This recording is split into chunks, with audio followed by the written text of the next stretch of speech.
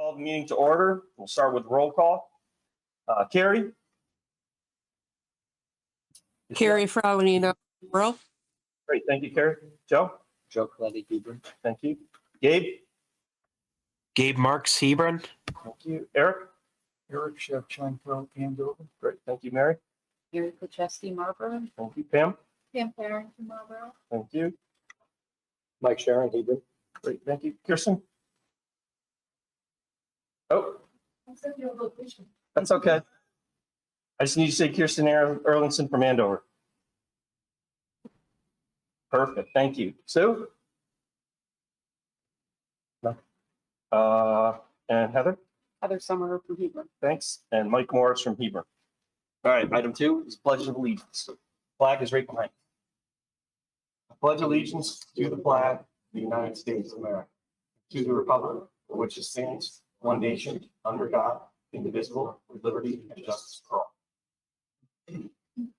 Which brings us to item 3, public comment. If you'll bear with me for a moment. Hebron, Andover, and Marlboro community engagement and attendance at Board of Education public meetings is welcome. The public comment segment of the meeting agenda is set aside so the Board of Education may receive public comments. Procedurally, public remarks will be limited to 3 minutes, and citizens will be asked to identify themselves. Because the Board of Education is limited by the Freedom of Information Act to discussing only matters on the agenda, the Board of Education is not permitted to engage in a discussion of the comments presented. And Gabe, even though you're virtual, I would ask if you would continue to assume your role as the timekeeper.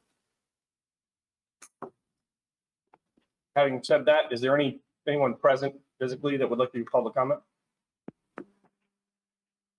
All right, seeing none, is there anyone online that would like to give public comment? Either make yourself known or raise your digital hand. Looking for Eric to give me the up or down. No? Okay, we'll move on to item 4.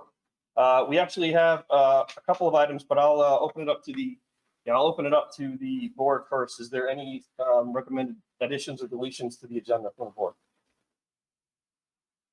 All right.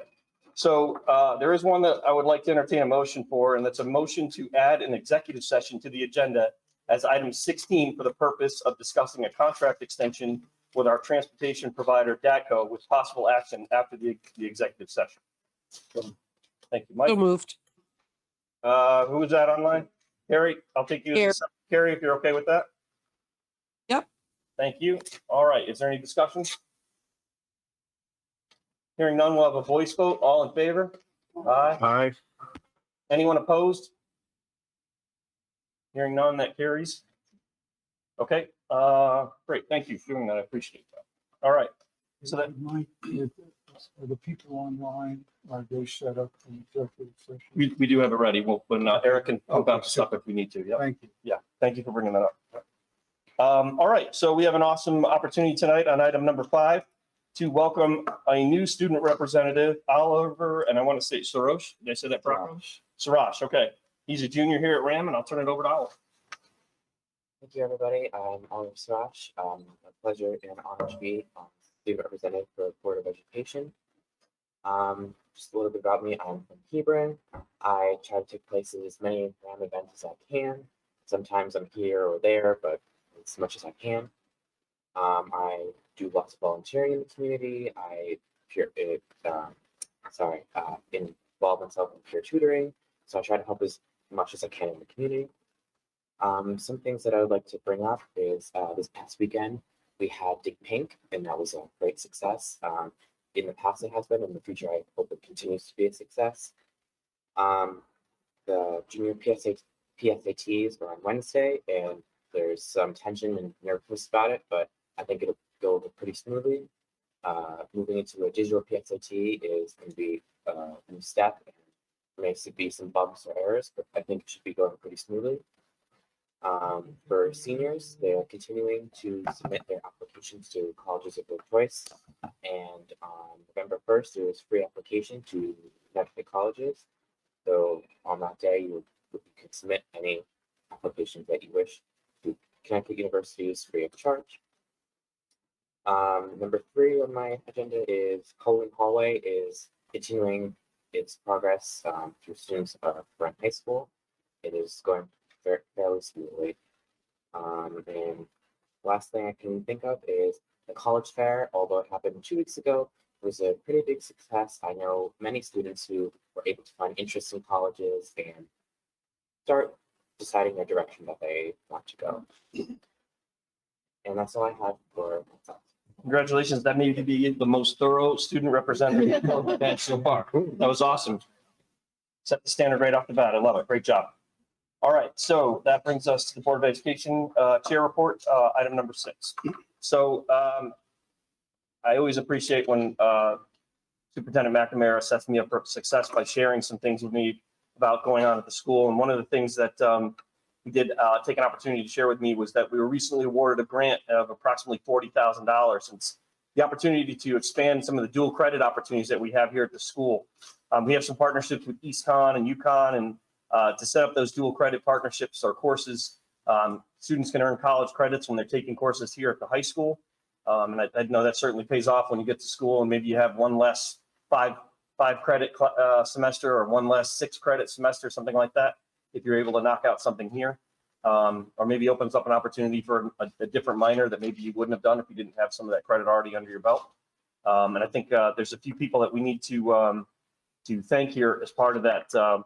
Lori Vega Boulay, our curriculum coordinator and instruction coach, Mary Rose Mead, and also Dr. Roseville for their work in helping to write that grant, which is fantastic. Really appreciate all your work on that. And it's obviously one of those things that makes it that much easier when we get to the budget time to maybe keep one more project or one more program or something alive when we're trying to fight for priorities. And so truly thank you for doing that, because it's one of those things that adds, resources that, maybe the board didn't have to be the bad guy on pulling out just because the money isn't available. So thank you all so much for all your work on that.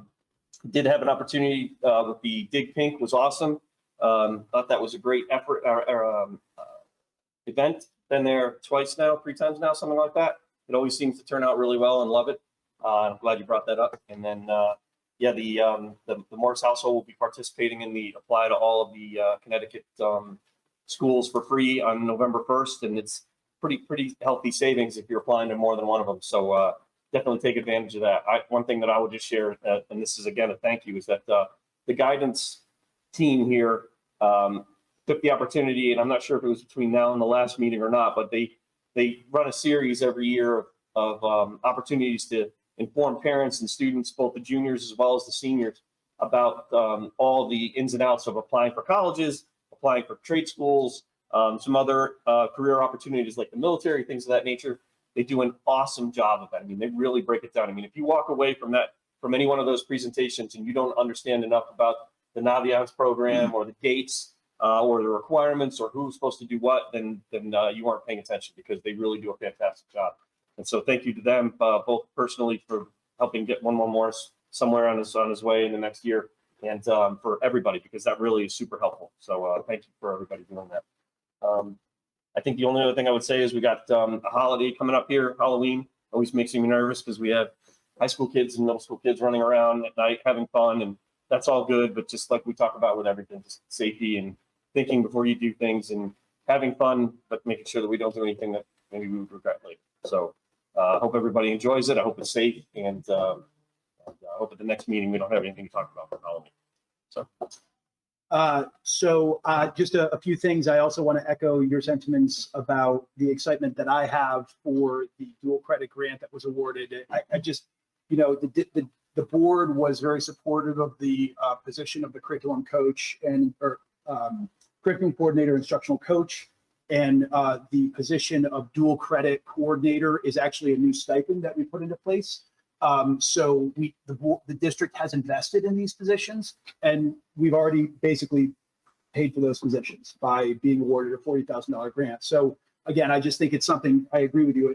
It just adds a lot of credibility to the work that we're doing, and I appreciate the board's support in bringing that to fruition. And as you said, with Dr. Drysdale, Mary Rose, and Lori just did a great job with.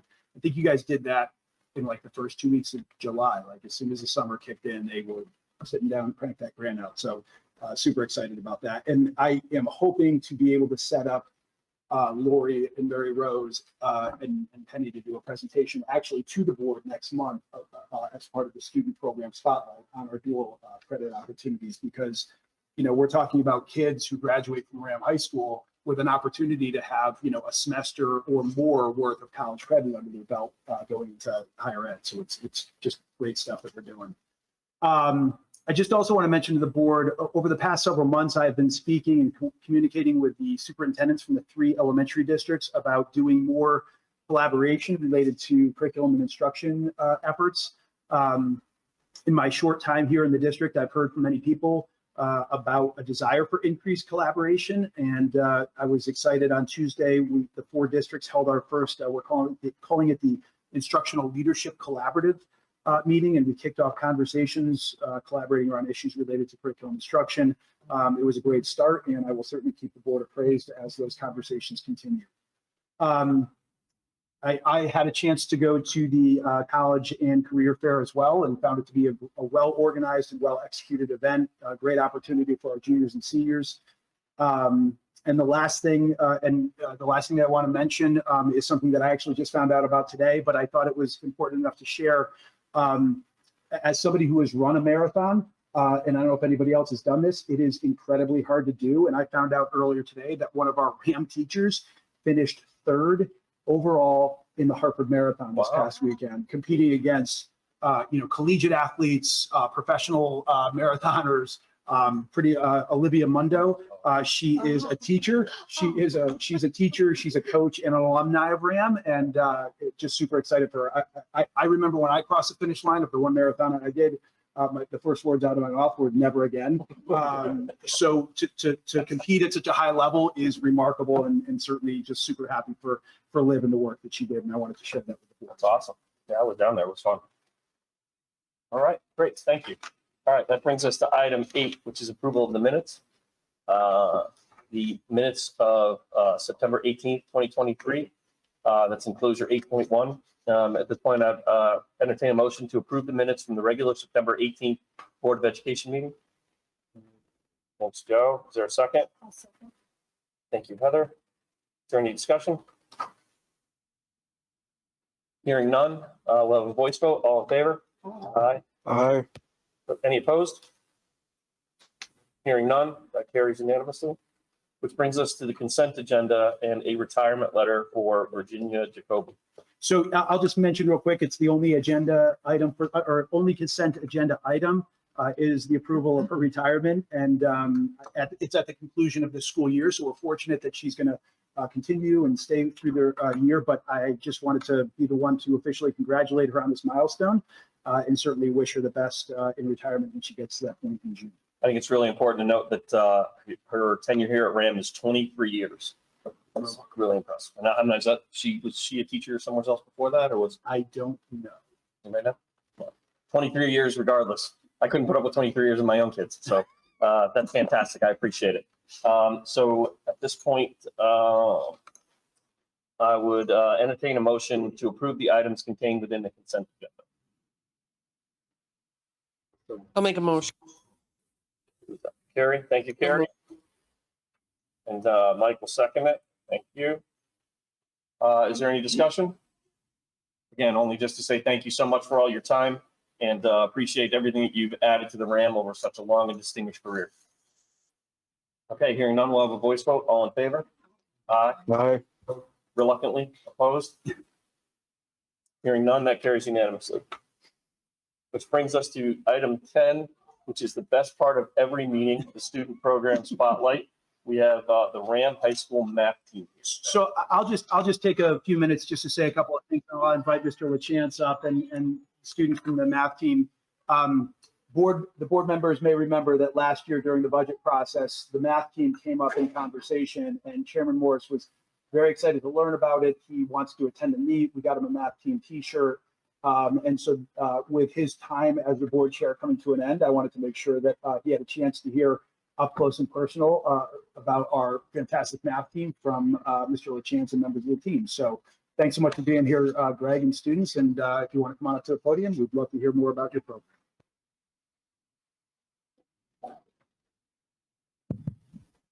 Good evening. I'm Greg LaChance, and just want to introduce these people here. We have RHAM, who is junior on the team, Alex Storrs, senior, Tim Blake, sophomore, and Trevor Hooker, junior. We have Rosalie Kelly, who is a new member this year. She's summer. And these are students, we have about 17 students total on the team. And these students actually travel monthly to compete in math. They meet weekly to practice and have fun. So it's fun. So it is a great academic club, and we're excited to have them here, and we can share a few slides.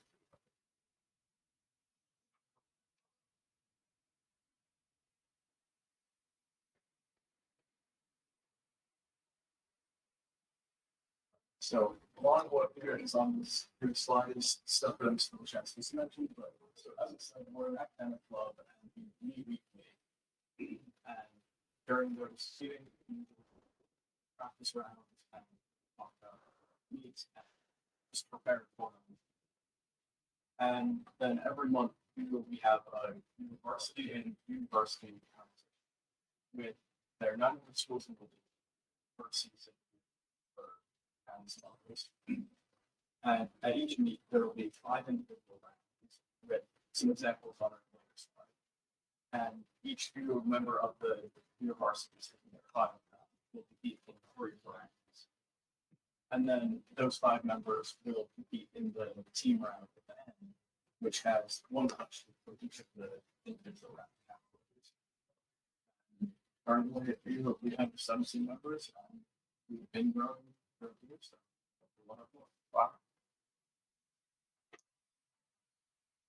So now I get to talk about the fun stuff. So this is what a meeting look like. Goes in the rounds, as you can see, individual rounds. That's after school. That is after In school. their free time, they're doing that. Take a very nice bus to schools around the state, right after school, twice a month for JV, most for varsity. As you can see, the individual rounds take place in classrooms and you're on your own doing math problems. And team rounds normally take place in school cafeterias where we all put our minds together around the table and all figure out math problems together. Great.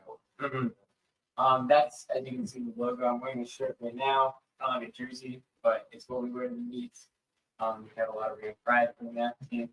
And also snacks like donuts, chocolate milk right in the meets. We have a lot of snacks practices too. It's always fun. That's some scientific method to the snack choice that promotes math. They gotta feed the brain, but Yeah. don't. Love it. Love it. Okay. There are questions now.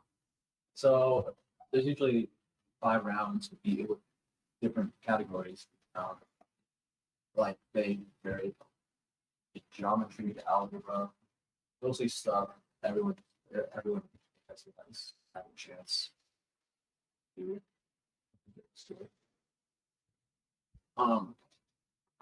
usually get these questions beforehand or categories beforehand to practice. Very fun. So We're resisting the urge to hand these out. Please. We'll save that for another time.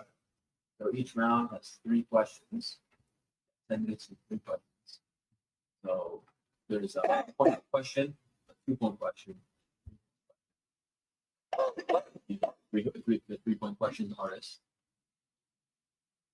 So yeah.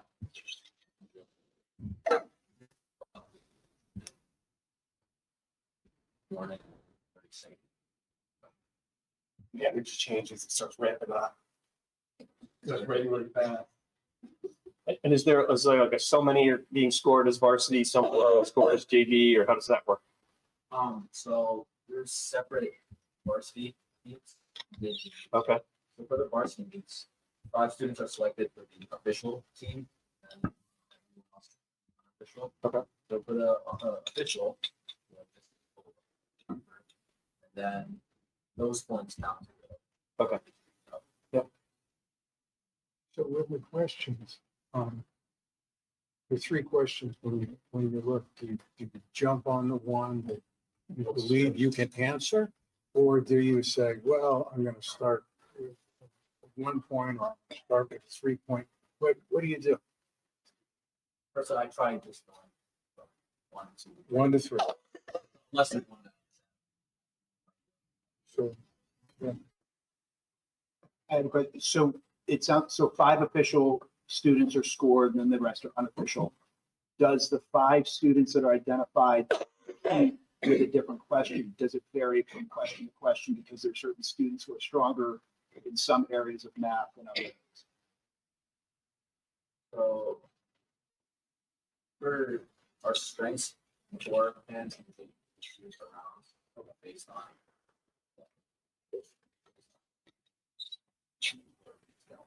Sometimes we're really competing, we do round up. You do what? We do a round up where you have 2 people compete, who's gonna be able Okay. to be able to be official. I love it. That's a wrestle off. I love that. Can you actually answer all 3 questions in 10 minutes?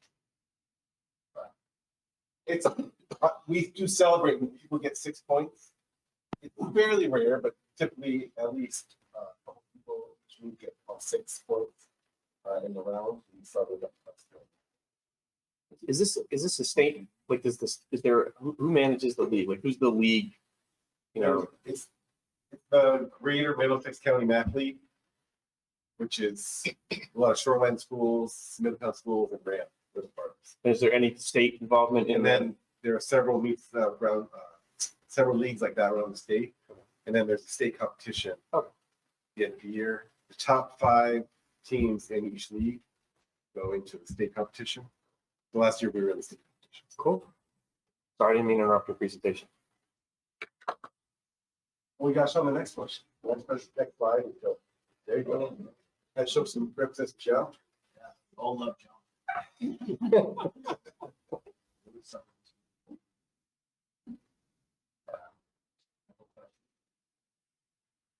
I think on behalf of the board, I want to say thank you for not putting us on the spot to demonstrate that none of us can answer these questions. I think I'm safe in making that assumption.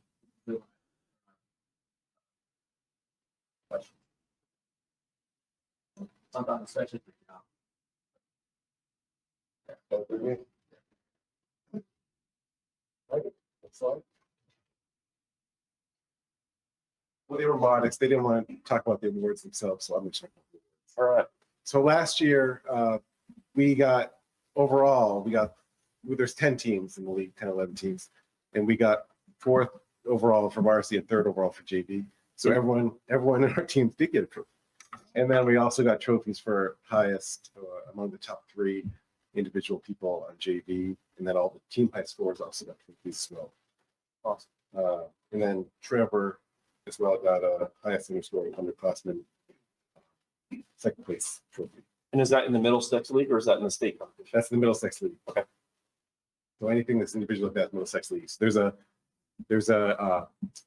banquet at the end of the year, and we're at Xavier, and so everyone, there's a big awards presentation called. I think within within the team, I know in the sports teams, there's a MVP and MIP and a coach's award or something like that. Is that right? It's kind of pre-standard, I think. Do you do anything like that? No. We just go with the trophies that they get. Okay. We had a presentation at one of our meetings for the awards. If we could. No, I was just saying, I mean, What? Yeah. They're all MVP. Hear that? They're all MVP. yeah, I like that. Any other questions? Anybody from the board? I would just say this one thing. I think that they found some of these equations on the ship at Roswell. So, yeah. No, Perhaps. I would just say, I would just say, hey, this is great. I mean, look, anytime you can go and, I mean, if you've got 17 people that are participating in that, my guess is there's probably a few other people that'd be willing to jump on at some point. Hopefully you're recruiting to bring more people into it. But I mean, this is awesome. I mean, I love all the sporting events, all the after-school extracurricular activities, but I love to bring a different level of competition besides just kind of the generic sports competitions that we see. So really appreciate you guys doing this. Super impressed. I'm constantly telling the superintendent and your advisor how awesome I think this is. I also think it's because I'm fascinated with any team that I don't think I could make, but I am definitely going to catch before this, whether I'm still on board or not, before the end of this year, I'm going to catch one of your meets. So really appreciate you guys coming here and thank you guys so much. but you can't leave until you take a picture with us. So we can do that.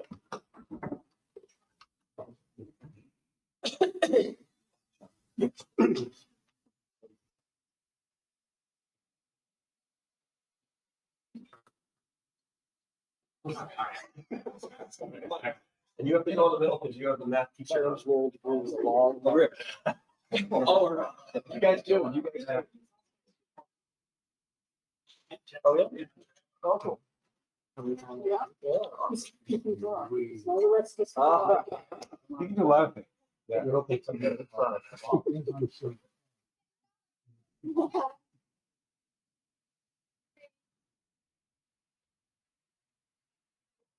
Thanks, everybody. Appreciate it. Thank you. We've told our math team members, if you not need to stay for the remainder of the board meeting.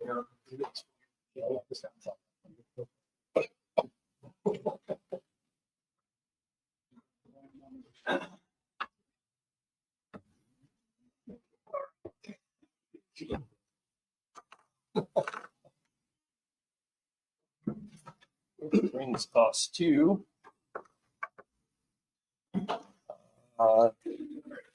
item number 11, which is old business and the strategic plan update.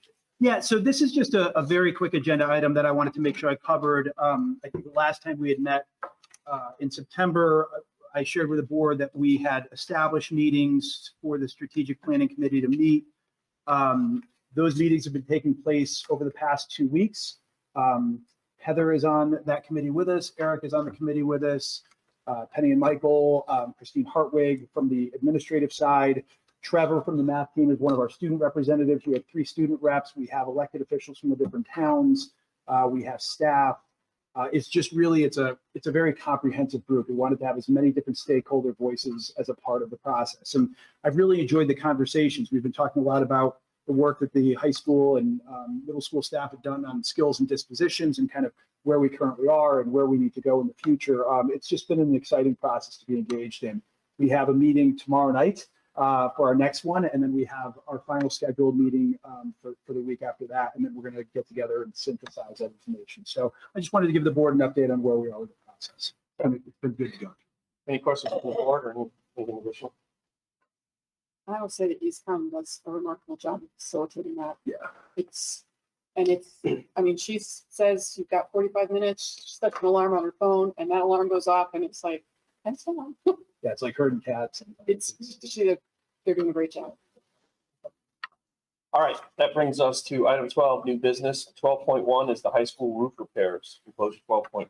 So I'll just start this off, and hopefully Michael Schlehofer's online on our meeting as well to chime in. But this is we had a significant amount of rain over the first week of school, and there was some leaks that we had, and we basically discovered a problem that's a little bit more significant. Some of those leaks can be patched up fairly easily, and some of them maybe are a little bit more significant. And this falls in the more significant category. And this was an item that was actually on the facility subcommittee meeting that we had. Was that last week?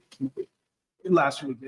Time goes by quick. So so Michael Schlehofer is a part of that. Was a part of that meeting, and then obviously Mike Sharon as well. But I'll turn it over to either Mike Schlehofer to maybe kick it off and talk a little bit about what we're experiencing and what the plan is to address it. Thanks, Colin. So the upper high school over by the math wing, there's 2 rooftop units.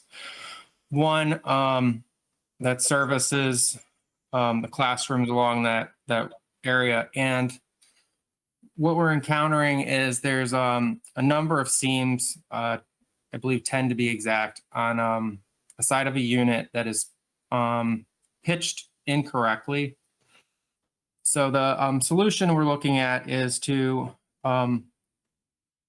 rip out the black roofing material and install what I'm looking for. Crickets, yes, thank you. Crickets, which would help shed the water away from the unit towards the drains, and then re-roof over the crickets. We got a quote for, I want to say roughly $35,000 to do that. I also shared pictures with the facility subcommittee regarding this area. It's a very large area. They're looking at roughly 2,000 square feet of roofing material to do this. And they also, just so everybody knows, they did do a temporary, like a tarping situation over this area just to confirm that what they are proposing they're going to do is going to actually correct the problem. And when they did do that and we had the heavy rains, we did not have any water intrusion into the building when they did that. So they are backing that what they're proposing is going to work and it's going to fix the problem. Well, I think one of the great things that we're able to exercise here is a relationship with a long time who came in and provided us with the quote. Right, that we haven't had the roughly 35K that Michael referring to. Ultimately, there's the administration is going to go forward with a contract with NACO to get this issue handled quickly. The concern there was that we couldn't afford to wait for the RFP process and run us through one of our wettest, most destructive portions of the year.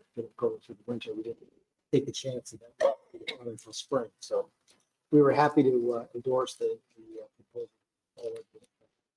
with regard to reallocating some funding to cover these. And so from a funding perspective, we do have some money in our capital non-recurring unallocated account. And so later on the board agenda, when we go through some financials and there's going to be some motions for transfers, one of the motions, again, it's later on in the meeting, is going to be to make a transfer from that capital non-recurring unallocated account into to the project to address the roof issue. Do that. I thought we have it all. No, that's about it. Oh, please. It's the letter. Oh, it is under number 4. It's under well, it's under financials. With that, I want to say it's just that. Let's see. I think we received both. Yeah, that doesn't have before with that.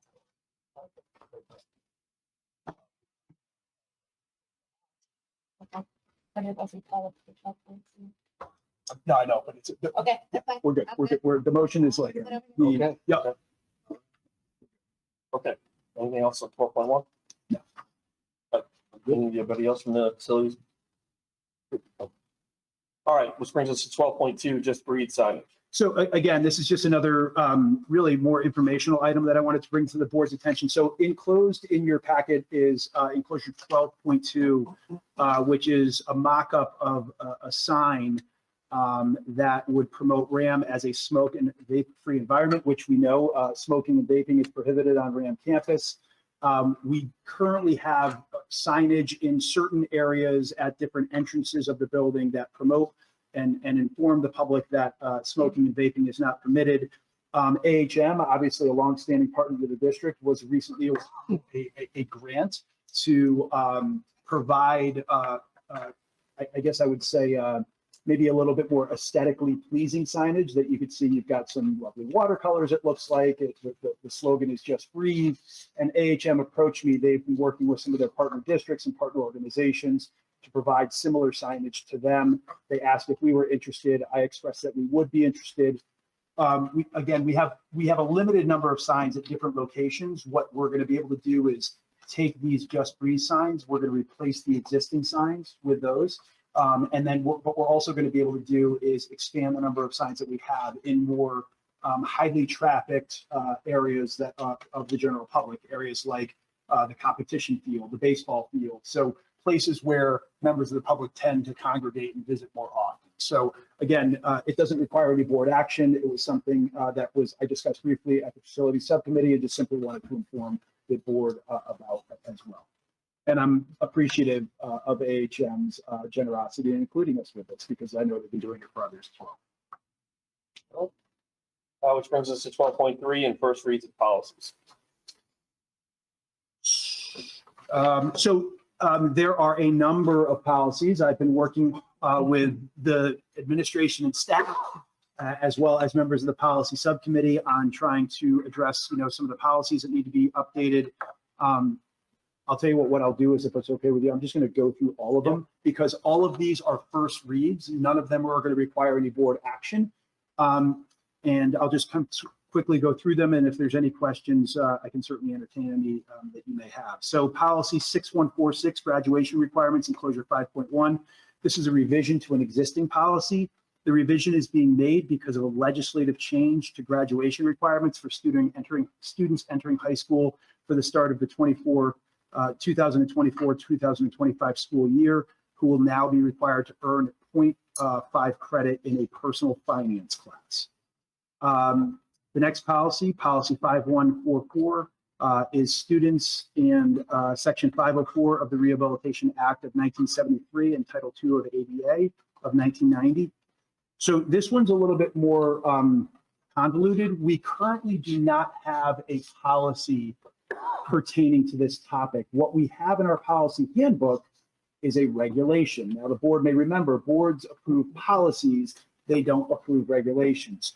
So in order for us to be in compliance with legislation, this should be a policy, not a regulation. So that's step number one. Step number two is taking our regulation, making sure that we have an updated policy that is current that is aligned with current legislation. And that's what you have in front of you. So the policy that you have in front of you is a complete red line version because the language is totally new. It is recommended from Shipman and Goodwin. It's been reviewed by both Christine Hartwig, our Director of Pupil Services, and Kristen Brewer, our Pupil Services Supervisor, who is also our 504 coordinator. And again, this will put us in line with current legislation. Similarly, there is a proposed policy 4128, which is an employee's in section 504 of the Rehabilitation Act of 1973 and Title II of ADA. Because we really, as a district, should not just have a student policy pertaining to section 504 and ADA, but we should also have an employee one as well. So the language that you see in front of you will do that for us. Continuing along the lines of policies that don't exist but should, the next one is we have proposed policy 4219, external heat illness awareness for intramural and interscholastic athletics. The district currently does not have a policy related to this topic, but we should. And again, we've gotten the policy language recommended from Shipman and Goodwin. I've reviewed it with Dan Trudeau. And the good news is though, even though we don't currently have a policy, we are doing everything that we should be doing as a school district. So we are doing the mandatory training. We have the mandatory plan. It's just we don't have the language in our policy handbook. So we're essentially catching our language and policy up to what we are currently doing. For the next one, for 5.5, proposed policy 4220, emergency action plan for interscholastic and intramural athletic events. I'm just going to say it's the exact same thing as the last one about the external heat awareness. We are doing everything right. We have a plan. I met with Dan. We reviewed the plan. There were a few minor tweaks and adjustments that we had to make just to make sure that we were lined up with what the language of the policy says, but we are in a very good place with this. We just need to adopt the policy. So that is the conclusion of the policies that I am recommending for either revision or adoption. We're going to shift gears because, as the board knows, one of the things that we also want to do is look at extra and unnecessary policies that we currently have in existence and consider those for repeal or deletion. The first one is policy 1122, Board of Education meetings, enclosure 5.6. This policy is not required and only states that the Board of Ed meetings shall be held at RHAM High School and that the board shall establish and file a regular meeting schedule. The obligation to file a meeting schedule is state law, so it is therefore not required to be in the policy. And also it's included, the information is already included in bylaw 9342, and our attorneys are recommending that we repeal this policy. And plus the fact that we're now meeting at the middle school instead of the high school. So The next policy is recommending for repeal or deletion is policy 1130, school district records, which is enclosure 5.7. Again, this is a policy that is not required as it addresses what is in the law related to the Freedom of Information Act.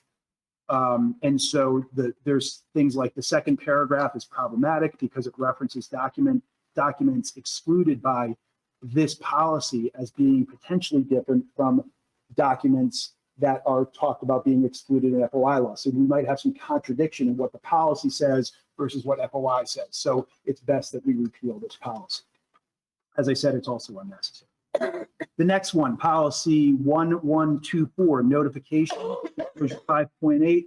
We're recommending repeal or deletion as meeting notification is already discussed in the bylaw 9340A, construction and posting of the agenda. So we have redundancy and it's not necessary.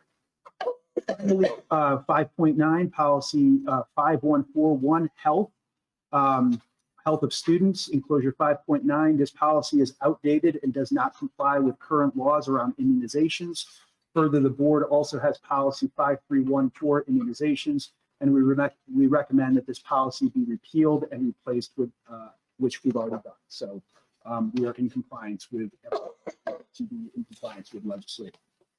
I've talked an awful lot. I would certainly entertain any questions that anybody may have. I don't know. Anybody else? Anyone online? Any board members online? Questions? So if both the policies that we are looking to revise and adopt, they would come for a second read. Similarly, policies that we are considering for repeal and deletion typically go through a 2-read process as well. So both of these sets of policies or both categories of these will come at our next meeting for a second. Just saying that we went over all of these policies in more detail. So I'm sure you did. Yeah. No, I get it. I get it. Okay. Yeah. No, that all makes sense to me. All right. So if there's nothing more on that, then I'll move to 12.4, which brings us to the financials.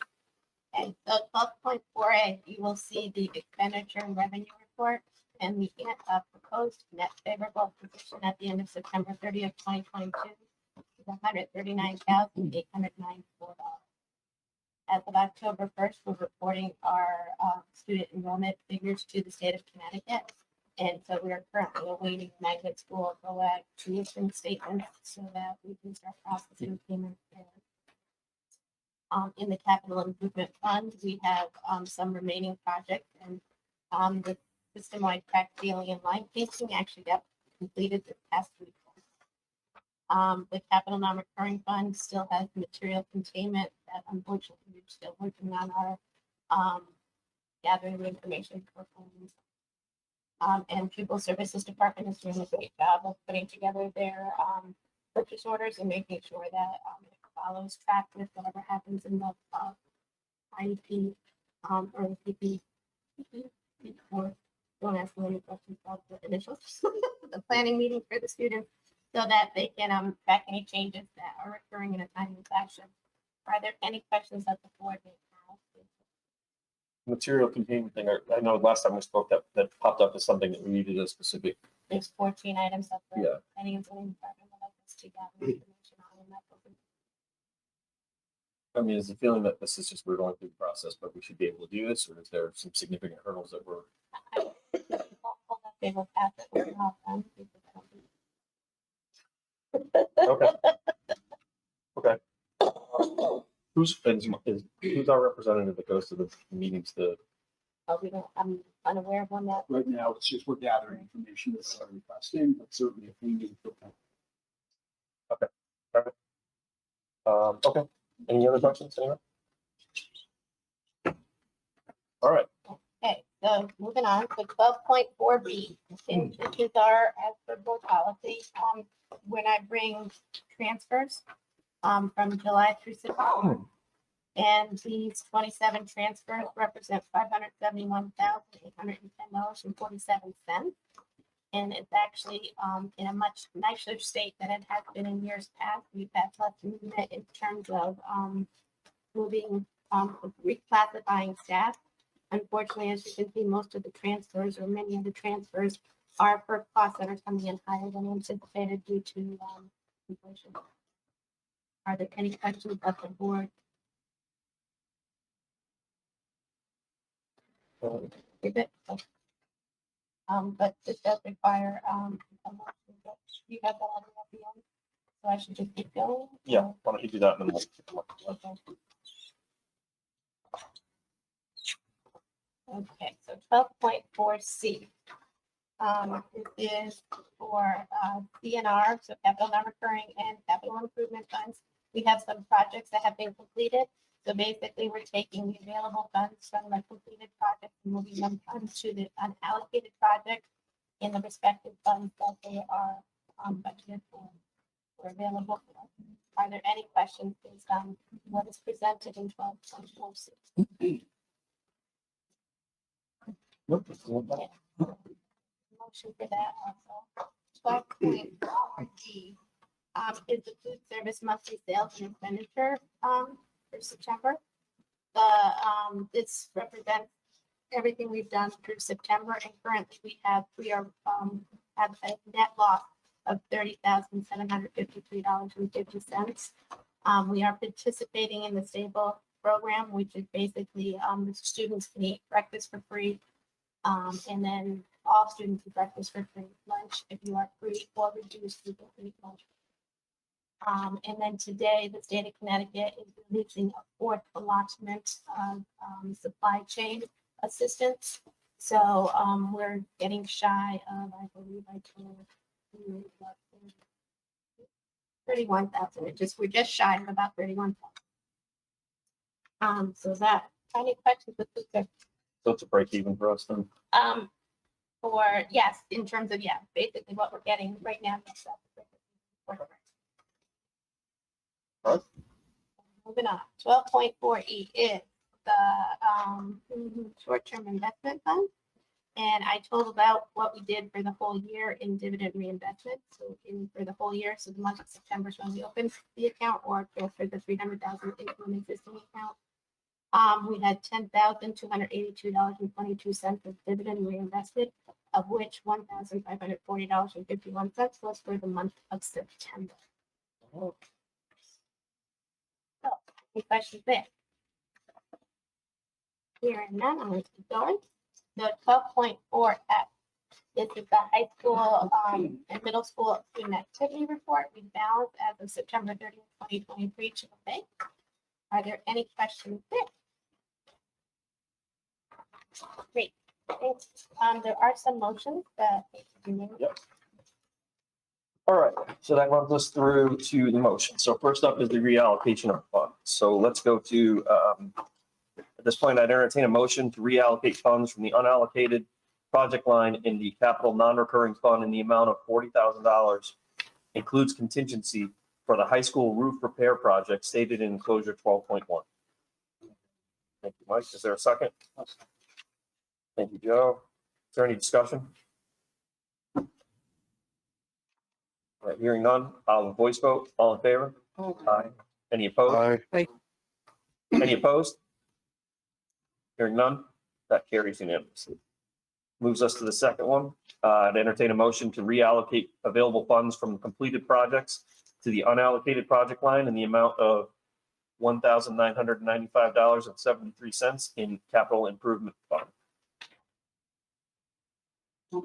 Thank you, Mary. So unfortunately, I have to ask you to read the amounts that are coming out of each project. Oh, okay. Fine. Which, that is, enclosure what? 12.46. Oh, okay, thanks. Okay, so sorry, let me rerun that. So to I'd entertain a motion to reallocate available funds from completed projects to the unallocated project line totaling $1,995.73 in the capital improvement fund in detail from the unallocated project, like I said, $1,995.73 from the recaulk joints and window in the high school and middle school courtyards, which is in the amount of $245. The retention pond, which is $348.59. The crack seal and paint parking lots, is that Southwest? System-wide, sorry. System-wide, $180. The replacement projector for the AUP, $433.99. Replacement for the high school science stools, which is $59.60, and the mobile refrigerator units, which is $28.55. This is So not that's part the of that. second one. That's a Okay, different yeah. one. Thank you, Mary. Is there a second?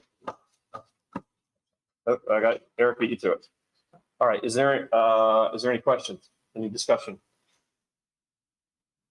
Hearing none, well, voice vote, all in favor? Aye. Any opposed? Hearing none, that carries.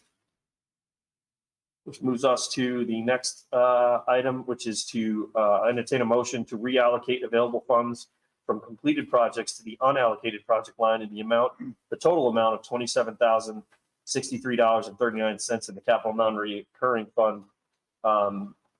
Yeah, that would be coming from the unallocated project, $27,063.39.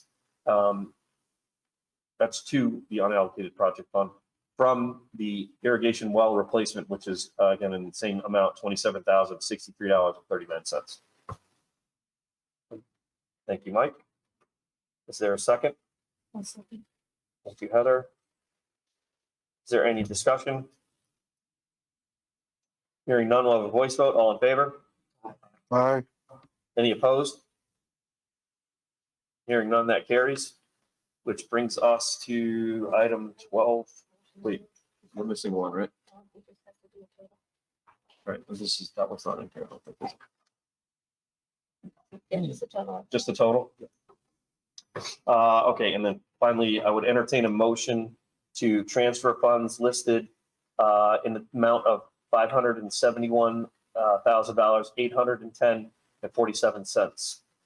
This is regarding the budget appropriation transfer. Eric, thank you. Is there a second? Heather, thank you. Was there any discussion? Hearing none, we'll do a voice vote. All in favor? Aye. Is there any opposed? Hearing none, that carries as well. Thank you. All right, and then that brings us to committee reports, facilities. I think the furniture donation. Did I miss something? Is that on there? It's 11.3. Wendy, can you talk about that one? That was last. That was like, Looking oh, at the minute. maybe. I was like, wait a minute, I must have missed it. Well, we did talk about Sorry. it in depth, actually, and we identified that couch. Oh, That's the I couch missed right there. it. You know why? I missed It was a great discussion. That's so awesome. Yeah. Clearly people appreciate it. That Maura's sitting on. You know what? That's classic. We call it classic. And we will get the other 10 tables Oh, cool. Coming back from. coming back for more. All right, great. So that brings us to item 13, the committee reports and facilities, safety, transportation. Mike? All right, one item we already talked about, which was the roof repair, so thank the board for the motion. It's gonna buy us some additional time until we can come up with our new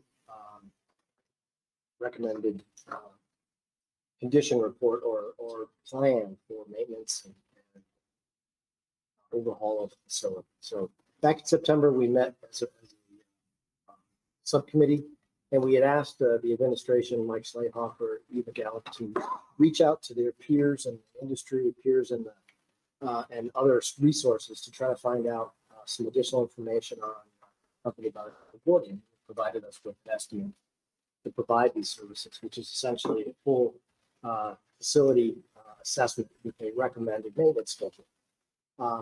The feedback that they got was reasonable for that company, but in addition to just information on Gordian, they found out about the vendors that perform this work. One of those vendors, Alpha, came back with a very competitive quote. Alpha is someone that we'd like to, Michael Schleihoffer recommended that we pursue, and the facility subcommittee enforced the recommendation.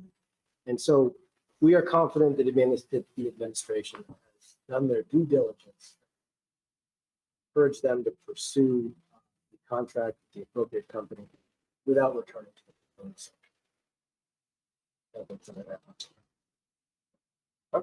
That's it. Anything? No? Anybody else? Okay. Finance, audit, compliance, and insurance. I had asked Mike in advance if I could have a little extra time. Please. It's a lot to go over. Take your time.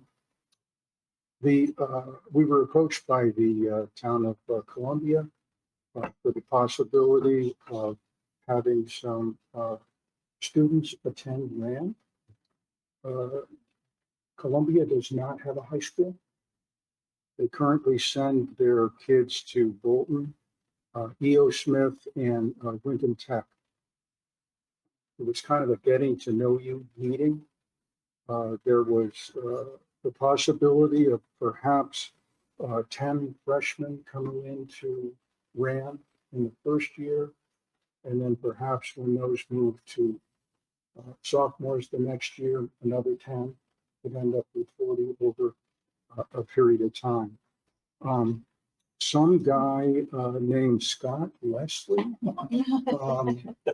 came to talk to us, and also Barbara Wilson. I'd like to give a little background first. We were approached a year or two ago from the town of Franklin with a similar proposal. And my comments tonight are really to the financial end.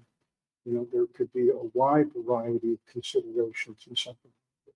So they had just come to the finance subcommittee, so I'll restrict my comments to that. Franklin quickly got to the point of, we'd love to send some kids your way. We'll give you $13,000 a year to do that. Our expenses at the time, what our taxpayers were paying, was around $25,000. There are a couple of ways of looking at this. One way would be to look at it as a business decision. We're not getting the full amount, but we're getting a partial amount. Revenue is revenue. And maybe we could squeeze some kids in without raising the budget too much, and it could come out net favorable, perhaps. That's the idea. But we did not choose to go there. I apologize to you guys. I chose. We chose as a board not to go that way. On a question of what would be fair to our taxpayers from an equivalency standpoint. Could be hard to explain why the taxpayers would pay 25 grand a year per student, and we're bringing in students from another town for a little over. So with that in mind, at that time, we declined.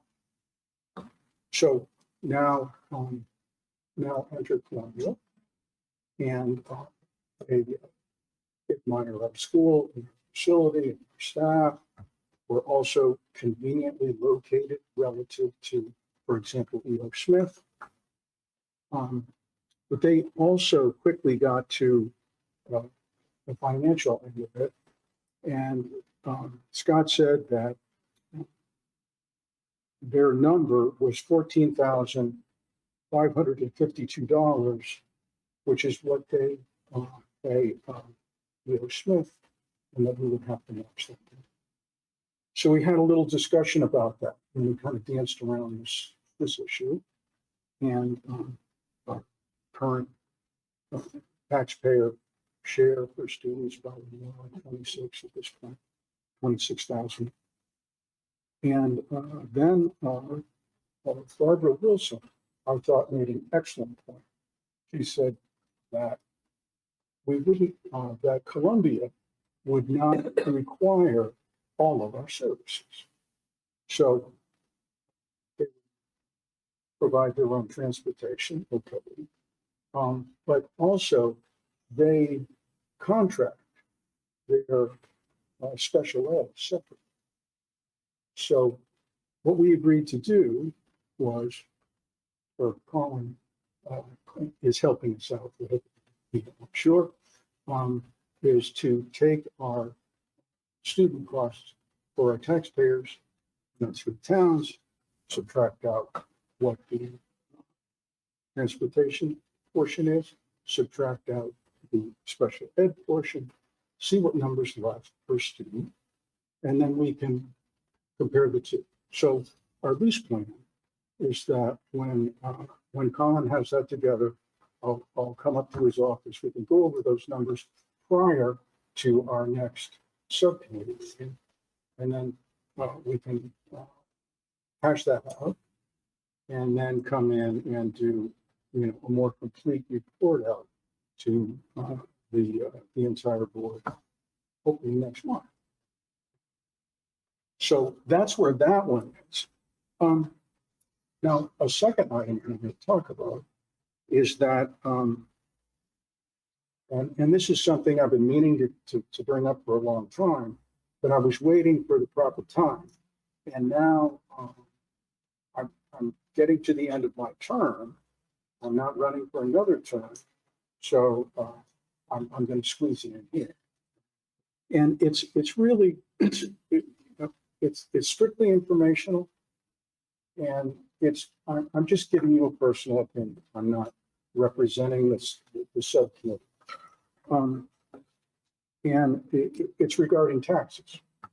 And the first thing is, one is the burden, and then the other is insurance trust.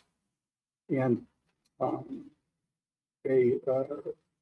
there's some members of our constituents who we're all aware of them, but they don't always come to mind. And what I'm referring to is people who they have their home, they have their car, they have their property tax, but they don't have much income. Often it's retired people. They did okay, but they didn't do great. Now they're retired, and their income is low. Well, our income tax system has that figured. If you don't have enough income to, up to a certain level, then you don't pay income taxes. And so those people would be helped by that situation. However, property tax doesn't care what your income is. Property tax only cares what property you have. And so for those folks, which we have in all three towns, and if you ride around, you'll see their homes in most homes. The property tax the property tax bill, which none of us looks forward to, is one of the biggest bills that they face over the entire year. So my only point in bringing that up is that whenever we're spending money, we have a wide variety of considerations. And we're thinking of our kids, and we're thinking of our parents, and we're thinking of our staff. And then one other element, not a dragging element, but one other element to keep in mind is that we do have constituents that have paid in. They may have paid in for 30, 40 years. They may or may not have any children. And they have that burden of property tax that is considerable for them, and maybe more considerable than a lot of people see. So we just have to, in my view, we just have to have that be one more element of consideration when we're working on our budget, which we spend months on every year. So that's that. And then the other thing I want to talk about is taxpayer trust. And I believe we have taxpayers. If we didn't have it, we would know. And we can look at surrounding towns and the various things that happen, okay? And it can boil down to, sometimes it's financial, sometimes it's not. But what it can boil down to is a lack of trust. And I believe that we're trusted on kind of three levels. One is the one that we consider all the time. Where are we with our budget? We're adequate, but we're not, right? So we think about that one all the time. Another one, a second one that we don't think about, and fortunately we don't have to, is corruption. We don't have it here.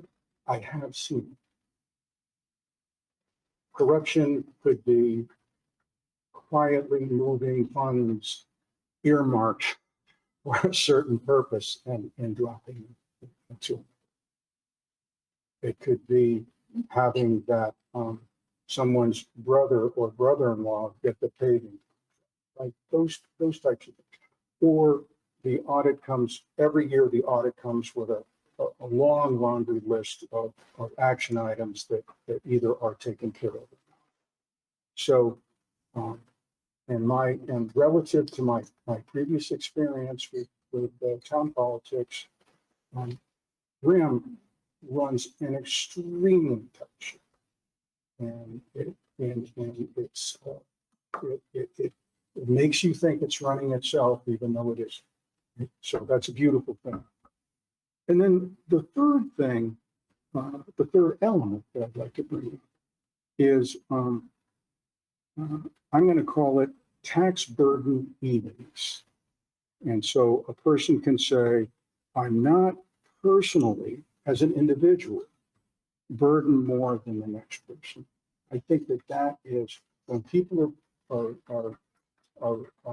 paying their property taxes, which no one enjoys doing, they can at least feel that this is handled in an even fashion. Why? And what it means at RHAM, as I see it, is a system which we have in place, which is we don't have a cat fight at the beginning of each fiscal year where each town says, well, you, Hebron, are burdening the budget more, and so you should be paying more per student, and I should be paying less. And we don't do it that way. We say, what is the total budget?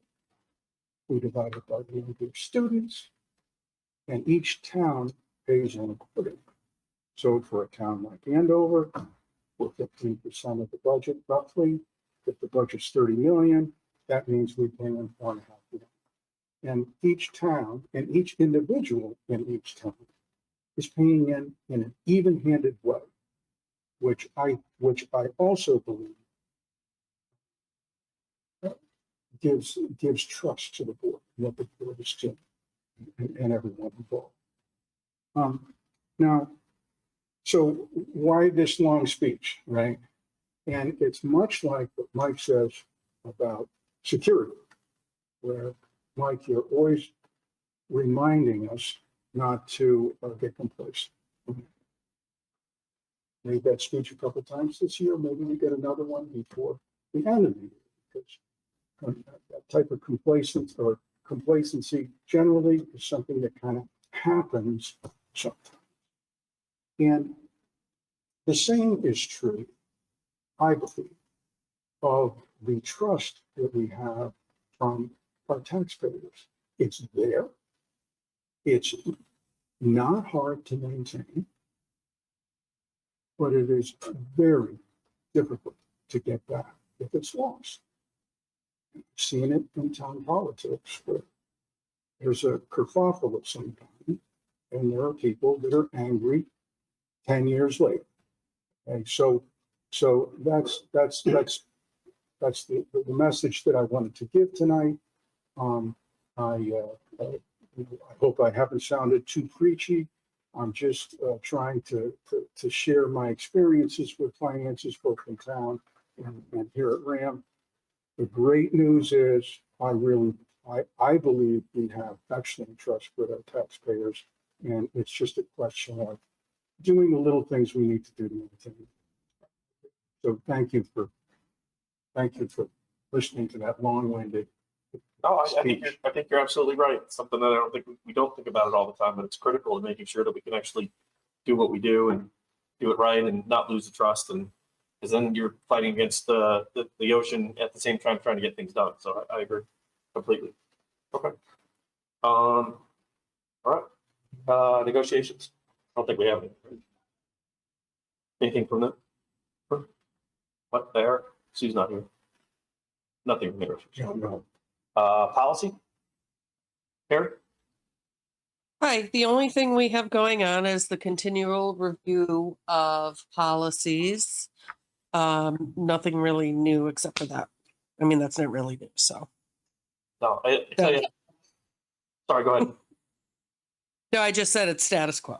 No, I think you guys are doing a great job. I mean, look, there's still plenty to go on that priority list, but you're doing a great job of eating away at the top priorities and working yourself down. I get made fun of for this, but I do read policies pretty regularly, and I did notice one the other day that still has Scott's name on it or something like that. So it's just those things constantly getting to updating. It wasn't a high priority one that I think is, some sort of serious risk, but you can tell Scott he's still part of our policy. Yeah. Yeah. No. You guys are doing a great job. Thank you. Thank you. Okay, program communication. Yes, we had a subcommittee meeting and we had 2 faculty members join the meeting. They presented a proposal to add 2 courses. One is a zoology course, which will be a semester course. Wow.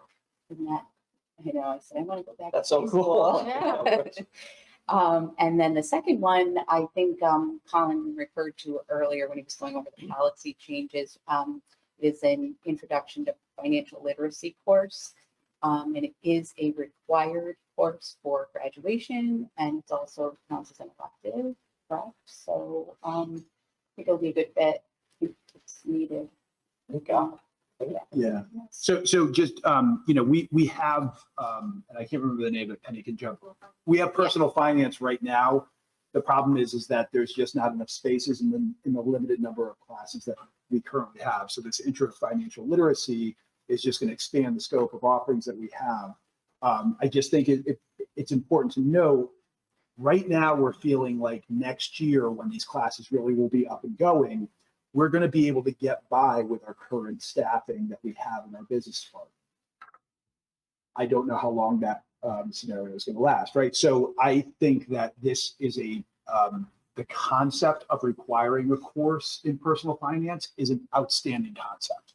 As the father of teenagers myself, I wish my kids had had that exposure. The unfortunate part, though, about anytime there are state mandated course requirements, they don't ever lift anything off, right? So it's always additional. It's always addition. And that creates a burden on high school administration to create courses that are aligned with what those credit requirements are. It's a burden on staffing at times. It's a burden on the students because, Penny has pointed this out, is it takes away some of the choice that students like Oliver has, so that's one less elective that students will necessarily be able to participate in. That's just something they have a interest or proclivity in. So I'm excited about the course, but there's always the kind of the balance of it. But I just wanted to make sure I'm on record on October 16th saying staffing's going to be okay, we think, for next year, but I can't guarantee you that moving forward. So noted. Okay. Hey, just if we could back up, just one thing I wanted to mention is we were thinking as Eric was speaking, when we're talking about looking at the proposal from Columbia, and we're talking about, I love the idea of taking a really kind of granular look at what are we really, what really does it cost if we're, if they're managing their own expenses in certain areas like special ed and transportation, things of that nature. Obviously I think it's important to say, well, what does, eventually 40 students-ish look like? How does that impact whether or not we're in a net favorable position or not, call it 4 years from now or a year from now or whatever. But I think the other thing that might be relevant to just take a look at is that you've got the kind of what do we have, like 10-year outlook on what we have coming up in the for enrollment. And I know I think we're still on somewhat of a decline, but we're getting pretty close to the plateau, I think. We're gonna decline at the high school by about, I think, 70 or 80 students over the next 3 to 5 years. Then we're going to plateau, and then the enrollment increase that Dr. Sarusi is going to experience in about 3 years at the middle school is going to bubble up into the high school. The the capacity is something, to your point, yeah, and I just talked about the importance of consideration of staffing, right? So I think the high school was initially built for 1,200 students. I think at its maximum capacity, when we were over capacity, was somewhere in the neighborhood of 1,350 students, somewhere around there.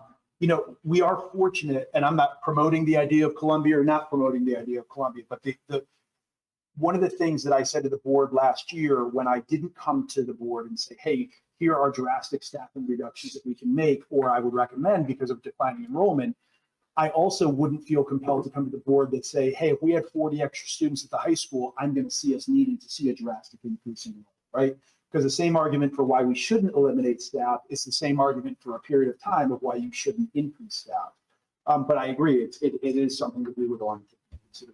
I just think what I wouldn't want to do is to say, take too short a view of this and say, 5 or 6 or even 7 years from now, it's fine. But to your point, the school is built for X number and we could probably sustain, some percentage above that. But if we're creating the conditions for our own, failure and problems 10 years from now by entering into this, even though in the short term, maybe it looks like it is an appropriate revenue cycle, just some sort of a longer term view, just to kind of check the block to make sure that we're not creating a new problem. Yeah, so we'll get our increased enrollment projections. So every year we provide NASDAQ with specific information. They do their mathematical stuff that our members of our math team would understand and I don't. And then they give us updated projections annually. So I would anticipate having that for budget season. It's going to be beneficial for that conversation. Awesome. All right. Facilitators. So as far as EastCon is concerned, nothing other than I think we noted that the strategic plan, they were pretty useful in that endeavor. They continue to improve their circumstances, kind of recovering from what was some financial problematic situation a year or more ago. Seems like things are rolling in the right direction. I think, unfortunately, they had some flooding that came out as a result of some of the really bad rains we've had. So they've had some facilities issues, but I don't think it's anything they haven't overcome. And I think, they're just continuing to plug along and providing services, kind of the additional services that we have now. And I think there's a few new ones in the works, but I don't think anything that I think is relevant to bring up is something that would be useful to us anytime soon. But that's a great organization, and I appreciate being a part of that as my part of my job here on this board. Kate? The only thing I'm going to give is the annual conference is coming up November, I want to say it's 17th, 18th. So if any of the board members are interested in that, they should contact Jessica to sign up. And that's all I have for them right now. All right, thank you. All right, that brings us back to item 14, which is public comment. And so give me 1 second. Hebron, Andover, and Marlboro community engagement and attendance at Board of Education public meetings is welcome. The public comment segment of the meeting agenda is set aside so the Board of Ed may receive public comments. Procedurally, public remarks will be limited to 3 minutes and citizens will be asked to identify themselves. Because the Board of Education is limited by the Freedom of Information Act to discussing only matters on the agenda, the Board of Education is not permitted to engage in the discussion of the comments presented. So at this point, I would ask, is there anyone present that would like to give public comment? Seeing none, is there one online that would like to give public comment? Make yourself known or raise your digital hand. Eric, I'll give you the yes or no. Okay, hearing none. That moves us on to item 15, which is the informational items. So there's in your board packet, there's a listing of both high school and middle school events. A couple of things that I'll just highlight. I mentioned, I think in September, the Drama United show is coming up this Thursday. Is that a 6:30 start time? I can send an email to the board, but it's again a great event. We also have our fall concert on October 26th, which is a great event as well. And last but certainly not least, our Veterans Day celebration will be held at the high school and middle school on November 9th, if I remember correct. So again, 3 really great events. So thank you so much. I appreciate it. Okay. Any questions from the? Did somebody raise their hand? They're quick. Okay, and then, any other questions for informational items? All right, so this brings us to the adjusted agenda based on the new item add, which brings us to item 16, which is and entertain a motion to move into executive session to discuss a contract extension with our transportation provider DATCO. Further move to invite Superintendent Colin McNamara and Business Manager Eva Gallup to join the executive session. Do I have a motion? Thank you, Mike. Is there a second? Thank you, Mary. I'll second. Mary beat you, sorry. Any questions? Hearing none, we'll do a voice vote. All in favor? Aye. Aye. Any opposed? Hearing none, well, that is approved and we'll move into executive session at 7:50.